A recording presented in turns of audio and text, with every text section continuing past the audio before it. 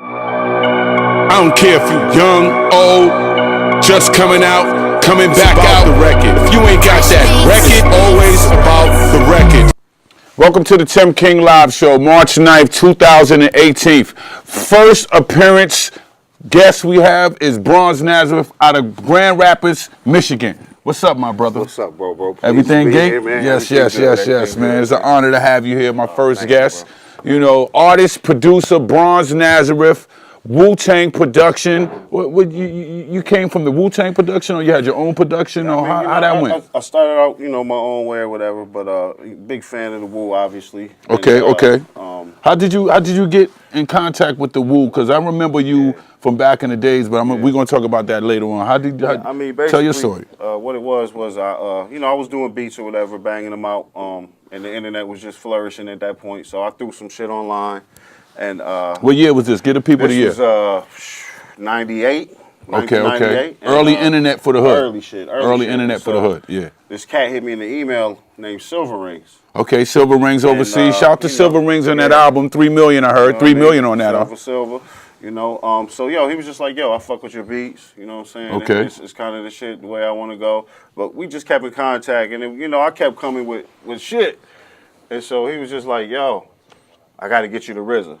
Okay. So, from that point on, he'd be like, RZA's in town in New York, such and such date. Go Polly. I tell him you trying to come through or whatever. And then, I would go. He gave me the address back when the 36 Chambers was on 37th Street. Yeah. Oh, correct, so, facts. Came through there, and, God willing, they threw me up in there. I think Ninth Prince pulled me up at first. Yeah, I remember you because I used to go to the studio sessions. This is a time around about, I believe it was early millennium, like 2000. Yeah, absolutely. And I received a compact disc of you, matter of fact. I came to the studio one time and you was giving out discs to the artists. Killer Army, Sons of Man, Royal Fan, Brooklyn Zoo, Sugar Bang Bang, CCF at the time. And you was a humble brother. You still is humble. You was in the studio. And matter of fact, I think who gave me your disc? Was it Ninth Prince or Choco? I think it was one of the Choco or Night Prince. I had got the disc, went home, listened to it. I was like, you got some heat at the time, but I couldn't get no contact on it because it just said Bronze Nazareth on I think it was on the CD. And I think I called Choco, and I was like, who's that guy? And I was in the studio tonight. He got some heat. He was like, oh man, you got to get in contact with I think he said Night Prince at the time. And me and Night was chopping it up, and then I don't know how Dreddy Kruger got involved, but Dreddy Kruger gave me some more beats. So I was like, I met him in the studio and you was telling me about this new producer, so okay, must be the new guy. So tell me the story about how you met Dreddy Kruger from Think Differently. So I think Dreddy was just one of the cats I bumped into, just circulating around 36. I was doing some stuff for, I think, Killer Army. And because I used to even go back to Steubenville with Fourth. Wow, in Ohio. Yeah, I used to go to Ohio. Straight. Shout out to Steubenville, Ohio. The cabins out there, Fourth Disciple. We're gonna get him on the show too. Yeah, for sure. So I was just bumping around at 36, and Dreddy, he was just into what I was doing. And then I just remember I was back home, Detroit, and Dreddy called me out the blue. Was like, I'm working on this Wu-Tang meets the indie culture, boom, boom, boom.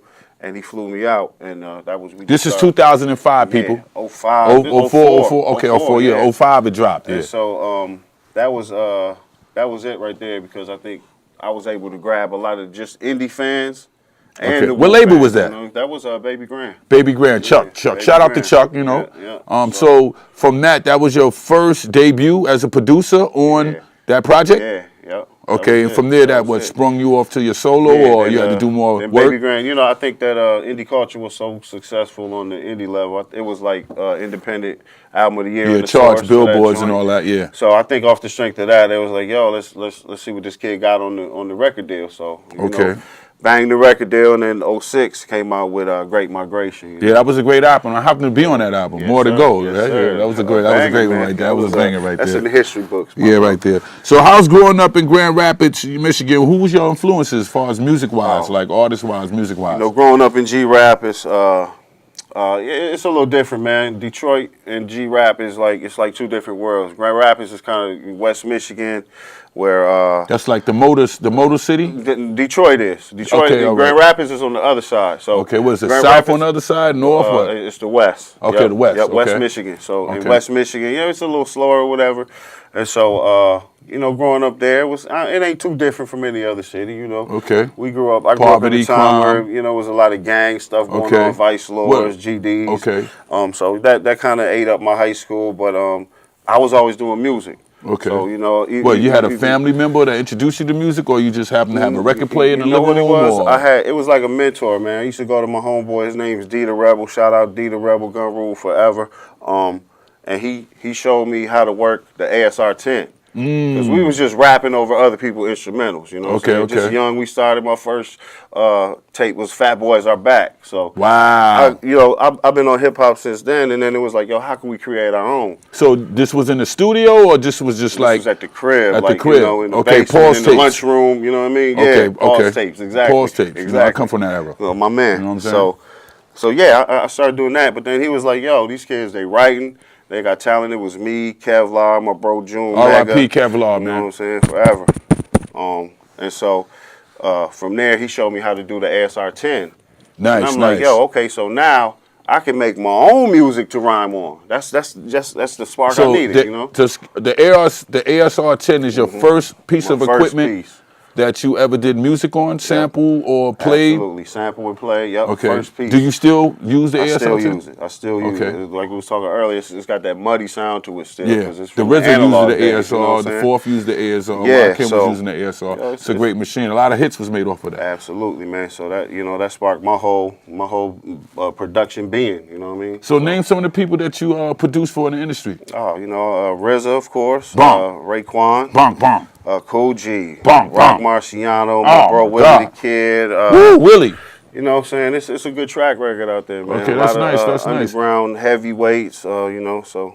So as a producer, how did you feel about playing music over than sampling? I'm in between on it. I feel like if you can do it to the point where it's quality, that's good. But some people can't play, or the keyboard that they're working with don't sound authentic enough. Okay. To kind of touch the samples, you know what I mean? So what made you analyze the difference? Because, you had to go through some type of mistakes to find that out. A lot of people just don't know that. It's the sound, man. It's the sound. Like a real violin, you get a session musician, real violin, you can't touch it with a keyboard violin, you know what I mean? Okay, I see what So you're saying. I'm high into the quality of shit, you know what I'm saying? So Okay. if it's low quality, get it out of here, man. How do you feel about sample clearance? Do you feel if you take a sample from a known record and you switch it over, do you feel it's your material now, or do you still give credit to where it come from? It's mine, man. Okay. Okay. Listen, if you can make a beat out of something and they can't tell, Okay. then you pretty much made it out of the organic. But do you give that person that credit where you get it from, or do you just say, I don't want nobody to know? Both. Okay. If it's large enough, sometimes. You ever had that experience? Yeah, absolutely. Okay, did they holler at you? Did they like, yo, we know what you did, you try to hide it, you didn't give us the for credit, sure. blah, blah, blah, lawyers is on you? Yeah, one particular company came at me like, yo, we own the rights to this thing you sampled on this joint, and, we want all your accountants for it, and give us the info or whatever, so. Okay. Did y'all settle out of court, or what? Y'all still going back and forth? We settled it out of court. Basically I told them, no, I ain't make a mint off of it, so what I made off of it, you get what percentage do you want? And they was cool about it, man. Now, I'm not saying somebody else might go hard on you, but they was cool about it, man. They was like, yo, we just want 50% of the publishing, and make sure that we got some paperwork signed to reflect that. So, they was cool about it, man. So, I think, how do you feel about when you in a session? Like, what's a Bronze Nazareth session like? Do you have a closed session, or do you have your crew there? Do you have your family there? How your environment is like when you go to a session, like a 12-hour block for a Bronze Nazareth session? that's like it go through phases, man. It's like you get in there sometimes. I'm usually early, the first motherfucker in there. Okay, that's good. You're paying for it. So You I'm gotta in be there and I'm laying stuff down, making sure the beat is broke down properly, tracked out, this, that, and the other, so that when people can get there, they can go in. I usually like to have people, yo, write your stuff. Yeah, I understand artists want to write in the studio too. I'm fine with that. But if you do write at home and you got the beat already, come with that boy ready. You know what I mean? Okay. So we can mash it out. But I like a little bit of a party environment. Okay. For some reason, I feel like I'm focused amongst the chaos. You know what I mean? Okay. So I like a lot going on around me. You know? So you like organized confusion, like in that way. Yeah. Okay, that's great. That's great. It pushes me. So, far as producing for the RZA at the time, was this a childhood dream or just happened to run across the RZA? I mean, it was kind of both because just as a young guy, my high school or whatever was filled with Wu-Tang. I remember we skipped school to go get Wu Forever. Oh, so you went to the Wu University, basically? Yeah, absolutely. Okay. You know what I mean? So I did too. I didn't like chase like, oh, I got to get with Wu-Tang. It just fell there, bro. Okay. And it happened to be. What's meant is meant. Yeah, it was. Especially coming out of Grand Rapids, right. Wu-Tang is like 5-barrel bass. Big up to Shaolin, Staten Island, Brooklyn home, and to have a producer with that same sound or similar sound as the Wu-Tang, the founders of that sonic sound, to come out of Grand Rapids, which is not too far from Hitsville. Right, correct. Right. Where soul music really come from. Mm-hmm. So you was raised around soul music, absolutely. Yeah. Well, coming up, Smokey Robinson probably walking Teddy down the block from you or something. Smokey, Woo! you know what I'm saying, the Vandellas. Woo! Like people don't understand. Soul back then was like hip hop. Now you had the people that's on the mainstream and all that, but then you got a whole underground of soul singers you never heard of, like. There's this group called the Brothers of Soul from Detroit. Okay. Some of the illest samples on their albums. Nobody band? never heard of them. It's a band, it's an old local soul band? group, 4 brothers. Crazy, old soul group. But you find stuff like that in the underground, and that's that soul, So what's your production of your weapon production like you said the ASR earlier? So what was your equipment type? I bop around with the ASR because I still like to play the keys and shit. Okay. But I dabble with the MPC. I've done a few on that. I've been getting into the machine lately. I like machine. Okay. That splice option is crazy. It's kind of like cheating though, because you could throw the song in there and be like, yo, chop it in 132s. You're saving time. Boom, boom, boom. It is. You're saving time. You're saving time. Where back in the days, time was everything. Yeah. Like you couldn't even mess up. Basically, yeah, you remember the reels? Yeah, the reels. You couldn't even mess down. up. The 4, 5, 6 Ampex reel, you couldn't even mess up. So right now, you can mess up and it still sound hot. Yeah, go right back. A lot of people don't even know. Fix it, whatever. So far as the equipment, the MP you said you was working with. You still mess with the MP?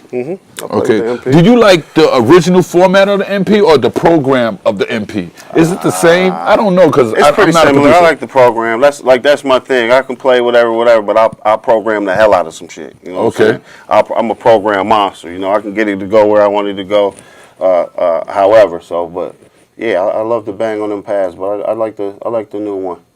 So, as far as your production, I see a couple of years ago you had got a Samsung commercial for your production. That's big, man. Yeah, I did the Samsung S6 commercial. Yeah, when they early in the game. Banged it big on the check. World Cup, banged it on the NBA Finals. Yeah, that was big. That was big. Yeah, brother ate good off of that. So, that was lovely. That was big, man. That's what artists like me strive for because everybody knows people don't buy music like they used to. They just go stream it, and they eating us alive on the streams. They ain't paying us nothing what we were. So to get some licensing, deals like that is definitely needed for independents like me, All right. So could you break down the producer's system of getting paid, but basically, like you said, he's not paying nobody no more. So how you surviving? I mean, I still sell beats hand to hand. Somebody come to me, but it's on real business. It's a lot of goofy. So it's dudes, different levels. So you got you got can I say I like to say you have the internet level. Then you have the indie artists, then you have the newcomers, then you have your A-lists, then you have your seasoned vets. So you got a nice little category of production that you can spread out. For sure. So when you say the goofiness, that's more of on the internet side or the up and comers? Yeah, absolutely, the internet and the up and coming side. You're an artist too, and people want something free over here and over there, and I'm like, bro.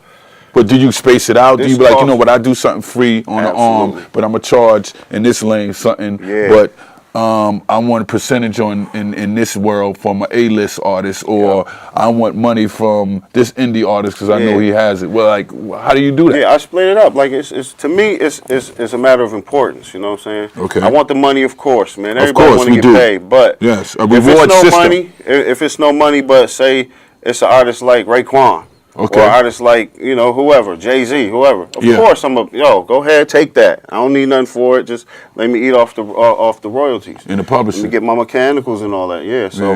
So you rather not charge a known artist who has millions of dollars than a artist that's say semi been in the game, he got a little bread, and you'll charge him, but you want to give a artist that's already... No, I wouldn't say it's like that. I always work with dudes that's coming up in the game. Like, you can say your price, but everybody knows everything is negotiable. You know what I mean? True. So a brother might come to me, like, for instance, I sold this cat in Ohio a beat. It was much below my price, but I gave it to him for 15. Okay. But he said, yo, I'm going to hook you up with a show in Albany and a show in Buffalo and one in Cincinnati. So I'm like, okay, it works out in your that's favor. a whole nother triangle for me to get my money from. So it's like that all the time. So it's like a bartering system in this game exactly, right now. Bro, exactly. Okay. You get what's going to help you as an artist, whether that be money, because it's a lot of forms of payment. You might pay me in promo, you know what I'm saying? Nice. Shit like that. So you ever had somebody try to play you on a crypto dollar, on like a Bitcoin or... Not yet, but I'm into that though. Yeah. I know that's kind of the future of things, and as long as it stays stable. I've seen artists get paid with their albums off of BitPay, which they can send in Bitcoin. So I'm looking at that right now. You know what I mean? So open up all doors to get that income. So digital revenue, it doesn't matter. It doesn't matter. Either way, bring that money. Any tours, any shows coming up soon? Yeah, we're working on a tour in Europe. Okay. We're also working on one in Europe. Oh, yeah, but, Bronze Nazareth, Timbo King, that. Pick that up. But so we got Europe popping. I got a East Coast tour coming with I think Elder Sensei, Sadat X, and Ed OG. Nice, jumping on that with them. I think that's July, and we keep it cranking from there.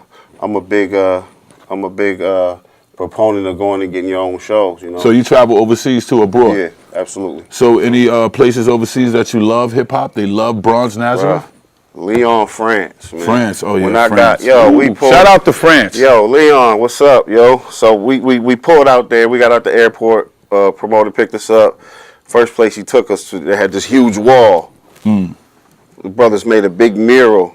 While you was there? On the wall, before we came. Okay. With the Bronze Nazareth name and all that, I was blown away.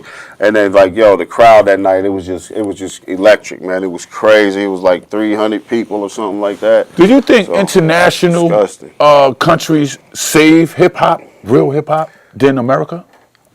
Man, I do because just look at the trends. You'll see a lot of artists.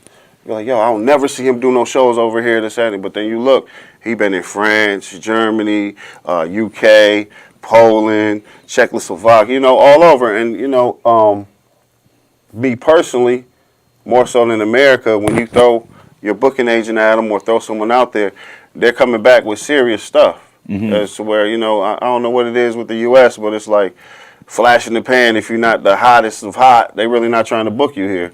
So, I do. I think Europe has kind of a different look at hip hop that we do. You know what I'm saying? It's not so popcorn. It's not so glitzy. Don't get me wrong. There's that too over there, but but their focus is hip hop. It is. It's just a little more sensible. Yeah, quality. Okay. Quality hip hop. That we was raised off and born and raised off. So there you have it, Tim King Live Show. So what do you have to tell a new up-and-coming producer in this game where they're not trying to pay new artists, new producers, nothing really? And what you got to tell the new producer coming up? It's all about do it yourself at this point. You can't rely on nobody to do nothing for you. Like, I think one of the biggest mistakes I made when I was coming up, even though RZA put the W for my use or whatever, I thought, I was gonna sign in, and it's like, wow. So you never signed. Everything come on. You never signed. You was like an independent producer with the production. No, you was signed to the production? Yeah, I signed with RZA for a number of years, and then, but it was just like, I mean, you know how it go when as I expected, like, yo, when I come, they gonna be calling, yo, come get on this, yo, come jump on that, and I realized, like, nah, it ain't the way. You gotta go, you gotta be around and go get it yourself, you know. Okay. Did you have to ever submit music to one of the 9 Borns of Wu-Tang or the Wu affiliates? Yeah, plenty of times. Okay. I mean, I turned stuff into Old Dirty. Nice. Like it was like August before he passed. I was in 36. Gave the Dirty. Dex got a bunch of my stuff. Ghost, I know, had a bunch of my stuff. I had stuff on like 3 or 4 Ghost albums, but then later on it was like, oh, we can't clear them or whatever. Oh, do the samples. Yeah. So, of course, Ray. How do you feel about artists using your productions that's not cleared and putting it on projects that's not going to be so big? Like they'll put it on a mixtape. Like without permission type of just taking the flow. I mean, I'm okay with it. What I hate is I'm detailed. So I hate when a dude take your joint and he'll say, "Oh, produced by Bronze Nazareth," like I produced it for him. Okay. Because you got some dudes just fraud and like, "Yo, this is produced by," but some dudes will be like, "Yo, I got this beat from." You know what I'm saying? I'm better when you just tell me where it came from. Like a second-hand producer? Yeah, like a second-party producer. Kind of like source. So where's your source from? You know what I mean? Okay. Give me your sources. Don't say like, yo, Bronze made this beat like I made it for you. And like you just tailor-made it from the person. Right. Like we got together and did it. That's what I hate. But other than that, I realize, hip-hop is universal. People get feelings to this music, man. Yeah, sometimes I've done it myself. I jump on other people's joints. I had mixtapes.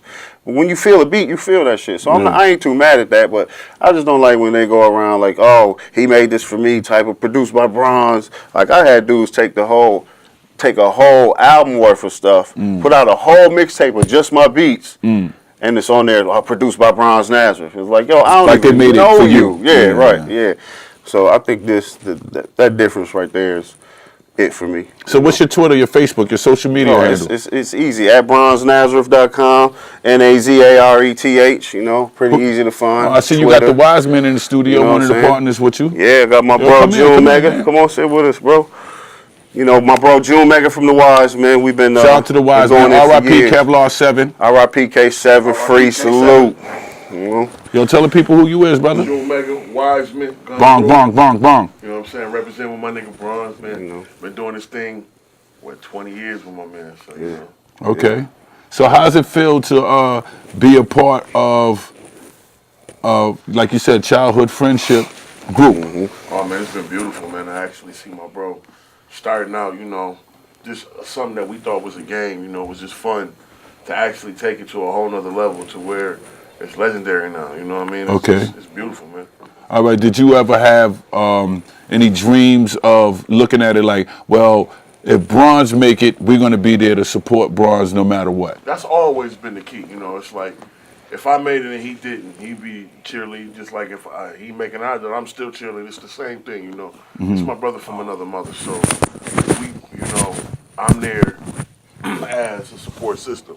So when he fall, I'm here to push him back up. Okay. Go, bro, I got you. Okay. Don't worry. You produce yourself? I'm on that. My Bronze is trying to teach me that I'm learning and shit, but it's mainly MCing right now. Okay. So you're in the trenches. Yeah, for sure. Okay, so you're going to be on the upcoming projects of Bronze? Of course, man. Me and Bronze got a project coming out. I got like 3 or 4 projects coming out. I mean, Black Day is busy, brother. We busy. Okay. So y'all had a couple of shows while y'all was in New York here? Yeah. We rocked at Delaney. Nice. You know what I'm saying? That was dope. That was DJ Toshi, right? Yeah. Yo, shouts to DJ Toshi's Classic Storm Radio. Sunnydaze, what up, bro? My brother. Okay. Man, he been writing about us for years and shit. Yeah. So it's been. I love New York, man. This is like my favorite city. Okay, what's the next stop for Bronze Nazareth and the Wise Men? Where they want us to go, bro. I mean, we go wherever they want us, but if they want us overseas, we there. Okay. Y'all want us back in New York, we here. So it's Yeah, we got any soundtracks, any movies, scores, commercials, any new joints coming? We trying to get on all of it, brother. Okay. Yeah. I got a new solo coming. It's called "If You're Worried, You Should Be." You know what I'm saying? Kind of like nice. I've been as far as a solo artist, I've been School of the Blind and all that, Great Migration, all that is. Yeah, I put some bangs out there. So. Oh man. But when Kev passed, it took me a minute, man. That was 2014, and I didn't do no solo work since. My album came out a month before he passed, and so after you passed, I was so in my head was just so messed up. I really couldn't sit down and concentrate on no solo stuff. I was doing, old people beats and mixes and shit. I was able to handle that. But as far as like getting down and creating, it was like I had a block till I kind of came out that storm a little bit. So like just this past 2017 and early 18, I've been the creativeness is back, and it's I feel refreshed. I feel like a good reset. So banging them hard, man. Would you do production battling? Would you do a seminar of battling producers with your production? Because when I hear your production, I do hear that type of battle cry in your, in your production. I've done a few, and Oh yeah? Yeah, bang them out, man. Okay, that's what it's called, bang them out? Yeah, yep. Okay, what is that, in Michigan? Some shit we did in Michigan, and I also did we did a back and forth beat set with Apollo Brown. Apollo Brown? Yeah. Well, y'all went back and forth? Yeah. Wow, I got to see that right there, man. Yep. Well, y'all went for bass line or drums for drums, it was or just what? Banging the banger, you know what I mean? Banging the banger. Yep, mash to mash. So who won? Oh, Bronze Nazareth? Yeah. Okay. I love Apollo Brown. But I got a history with Apollo. We came up together, and what, it was a close one? What? Who was the judges? Like the people?